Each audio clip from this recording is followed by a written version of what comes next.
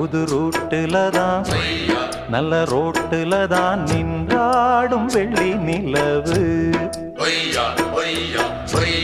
இந்த ராத்திரியில் ஒரு யாத்திரையில் பூவோடு காத்தும் வருது.